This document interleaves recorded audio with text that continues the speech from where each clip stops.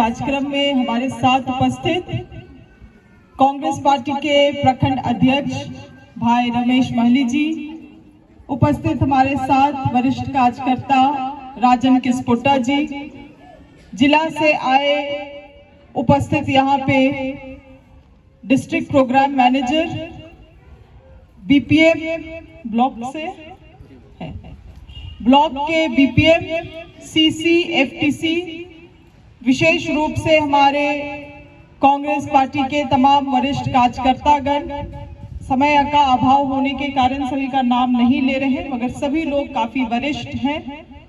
और यहाँ पे आए हुए जितने भी दीदियां हैं, हमारे कुर्गी क्लस्टर से भी दीदियां आई हैं। एक बार कुर्गी क्लस्टर की दीदियां हाथ उठा देंगी।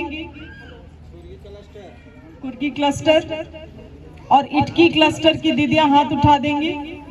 चलिए, इटकी क्लस्टर में ज्यादा खुशी है क्योंकि इटकी क्लस्टर का ही भवन बन रहा है। आप लोग यहाँ आए हैं और विशेष रूप से हमारे मीडिया बंधुओं भी यहाँ पे उपस्थित हैं। सभी लोगों को हमारे तरफ से अभिनंदन है, जोहार। आज का ये कार्यक्रम आप लोगों के लिए काफी महत्वपूर्ण है क्योंकि सरकार धीरे धीरे आप लोग देख रहे होंगे कि इसी उद्देश्य से काम कर रहा है।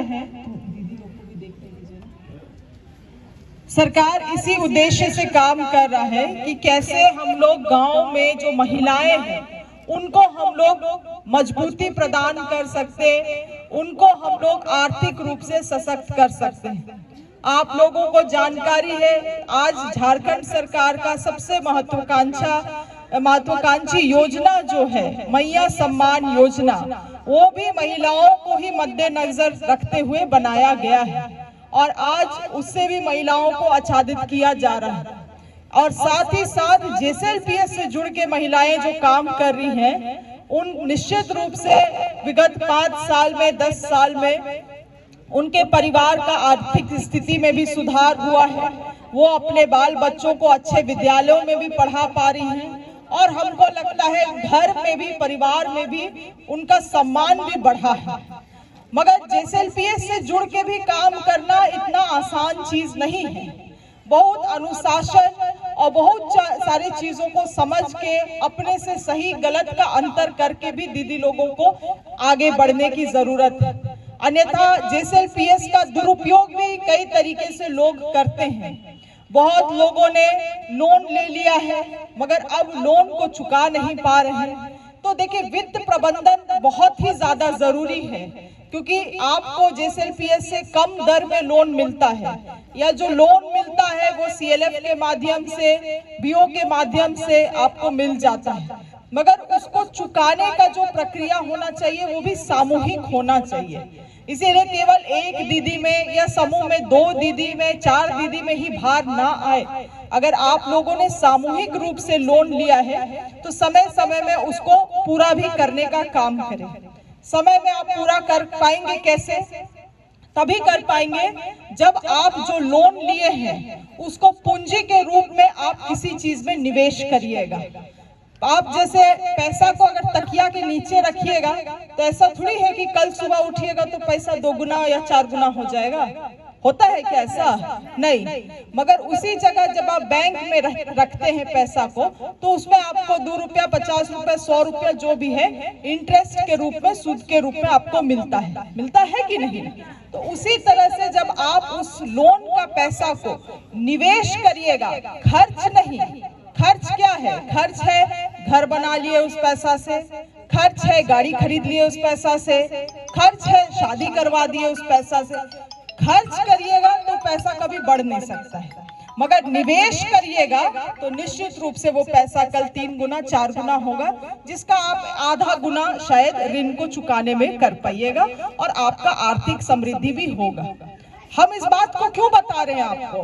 क्योंकि अधिक से अधिक दीदी लोग इस बात को नहीं समझ पाती हैं और नहीं समझने के कारण उसको गांव का लोग जो थोड़ा होशियार रहता है, तेज तरार होता है, वही लोग जो समय समय में आने पे गड़बड़ाता भी है, वही लोग गलत सलत भी लोगों को, दीदी लोग को पढ़ा देता है। आज ऐसा बहुत लोग हैं जो लोन को चुकाने के लिए दर दर भटक रहे हैं। बैंक ये करता है, मेरे पास भी बहुत लोग आते हैं, दीदी माफ करा दीजिए। अब ये किसान क्रेडिट कार्ड वाला लोन तो नहीं है कि किसान लोन आपका माफी हो जाएगा।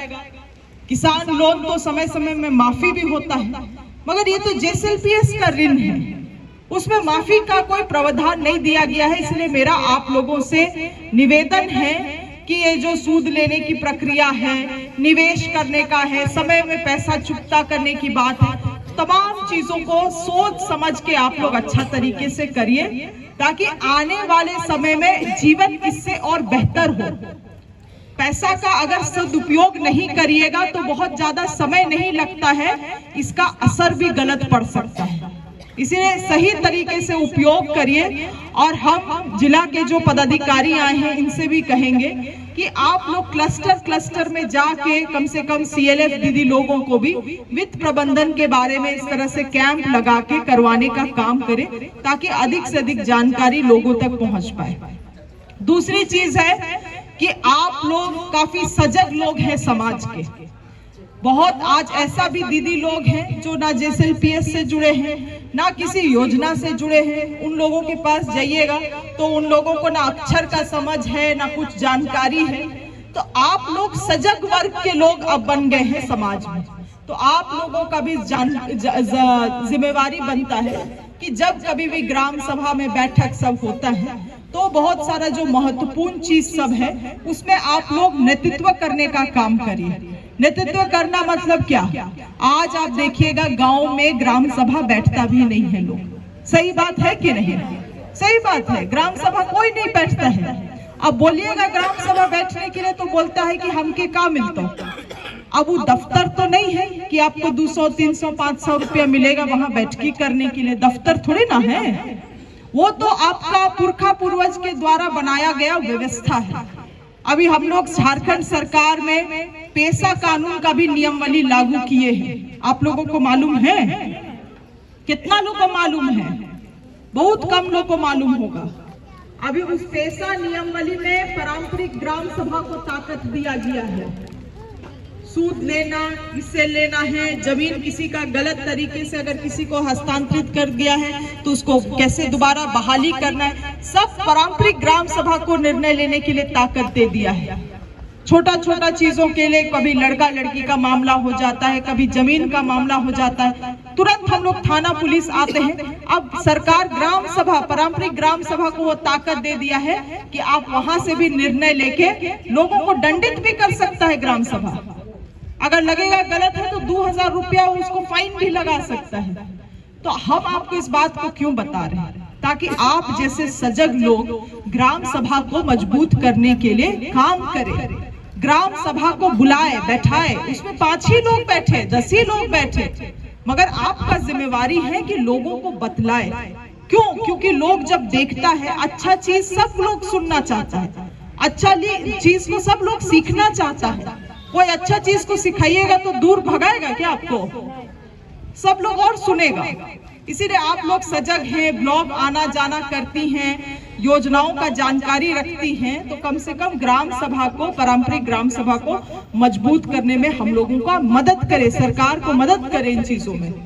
तीसरी चीज, अभी आप लोगों को मालूम है कि नहीं, 2005 में कांग्रेस पार्टी की सरकार थी, हम लोगों ने मनरेगा कानून बनाया था। मनरेगा से बहुत सारा गांव घरों में काम दिया जाता था।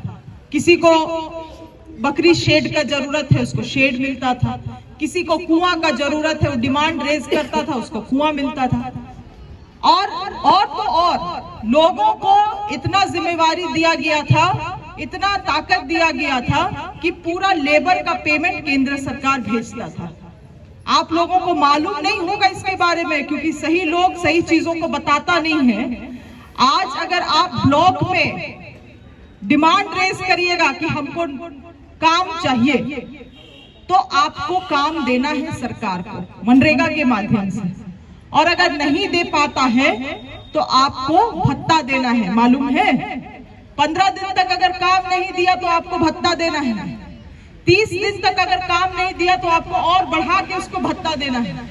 100 दिन में काम, 100 दिन का काम नहीं मिला तो आप घर बैठे आपको सरकार भत्ता देगा। ऐसा कानून बनाया गया था।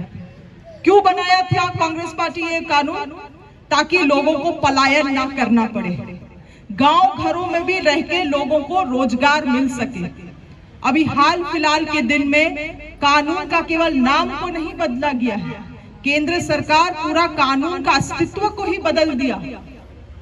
अब कोई गारंटी नहीं रहा।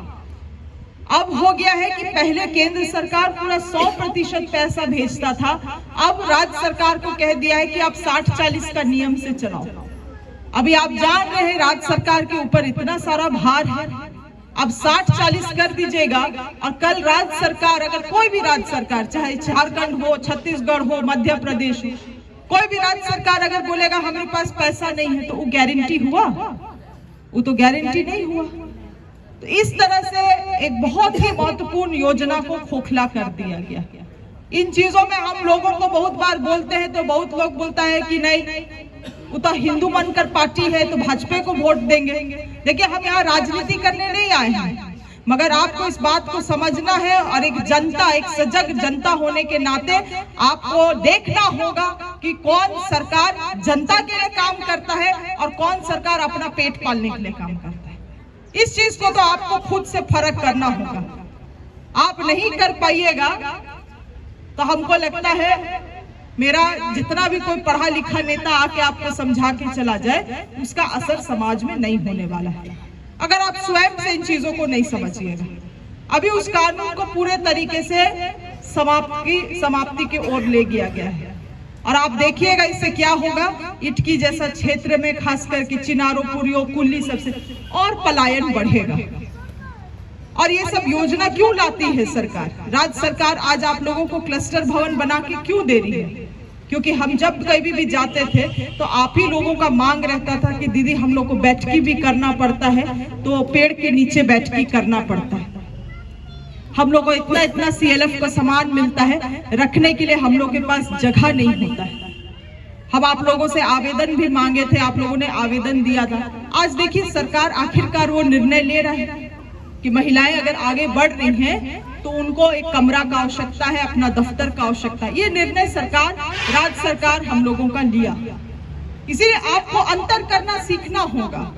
नहीं कर पाएंगे तो कितने भी पढ़े लिखे लोग आ जाए राजनीति में, जब तक जनता चीजों को नहीं समझेगी आप समाज को सुधार नहीं ला सकते हैं। इसीलिए आज जो भवन यहाँ पे आया है, इस भवन का हम लोग आज नींव रखने जा रहे हैं। आने वाले समय में ये भवन ना केवल 4 दीवार का एक कमरा साबित हो, मगर आने वाले समय में इटकी की जो दीदियां जो इस CLF से जुड़ी हुई हैं, उनके लिए एक बेहतर भविष्य साबित हो, उनके लिए एक बेहतर कल साबित हो।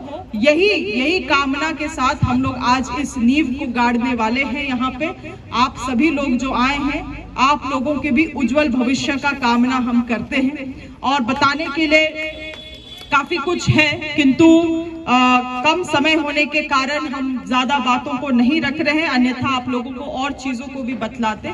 मगर आशा है कि अगली बार इस तरह से कोई और भी कार्यक्रम रखा जाएगा और अधिक मात्रा में, अधिक संख्या में हम लोग सभी लोग शामिल होंगे। आज हमारा 4 बजे एक और बैठक है, उससे पहले एक और बाजार टाड़ में भी शिलान्यास है, तो उसको करना भी है हमको समय में। इसीलिए हम अपना संबोधन को यहीं समाप्त कर रहे हैं। मगर आप सभी दीदियों को बहुत बहुत धन्यवाद है और एक मंगल भविष्य के लिए सभी को शुभकामनाएं हैं। जोहार। बेटा हो या बेटी, दोनों के जन्म पर खुशियाँ मनाएंगे। बेटा और बेटी में भेदभाव नहीं करेंगे। हम सभी मिलकर बाल विवाह, घरेलू हिंसा का विरोध करेंगे। हम बेटों को भी सम्मान करना सिखाएंगे। हम महिलाओं के प्रति होने वाले प्रत्येक हिंसा का विरोध करेंगे और पीड़ित महिला को न्याय दिलवाने के लिए कोई कसर नहीं छोड़ेंगे और इसकी जानकारी गोपनीय रखेंगे। जय आजीविका, जय जय आजीविका। धन्यवाद।